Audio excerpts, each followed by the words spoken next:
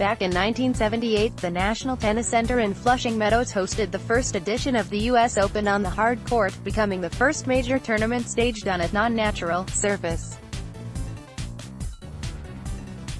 The Australian Open joined the party in 1988 when the event moved from historical but outdated Kooyong to the brand-new Flinders Park, switching from grass to hard courts that became the dominant surface in the realm of the major tournaments. Throughout the last 40 years, 7 players have managed to play in more than 6 Grand Slam finals on hard court, including 4 most authoritative figures in men's tennis in the last 15 years, with 2 of them pushing the limits and standing far in front of all the others. Andy Murray was the finalist in Melbourne and New York on 7 occasions, but he won just 1 trophy, always facing the toughest possible rivals and finishing runner-up at Melbourne Park 5 times.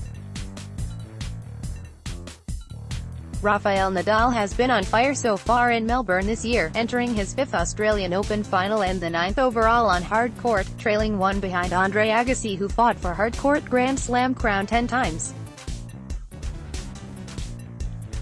Pete Sampras and Ivan Lendl have both reached the final on the most common surface 11 times, and there are only 2 special names left to mention: Roger Federer and Novak Djokovic. Widely considered as the greatest players on the cement surface, Roger and Novak have achieved numerous records on hard, sharing 20 Grand Slam titles in Melbourne and New York, 11 for Roger, 9 for Novak, and entering the Australian Open with both reaching 14 finals. That all changed in the last 2 weeks at Melbourne Park, and Novak is now the leader of the pack, becoming the first player in history with 15 Grand Slam final appearances on a single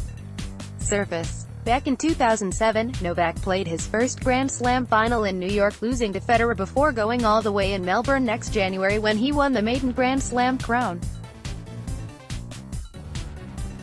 Djokovic was in the title match in 7 straight hard-court majors between 2010 to 13, bouncing back in 2015 and 2016 before starting a new run last September in New York, passing Federer after his win over Lucas Pouille in the semi-final in Melbourne on Friday. Djokovic had won at least 6 matches in both Melbourne and New York in 5 different seasons, and he is for sure capable of seeking 20 Grand Slam finals on hard courts, considering his dominance on that surface and his current form and motivation to chase every important record before the end of a career.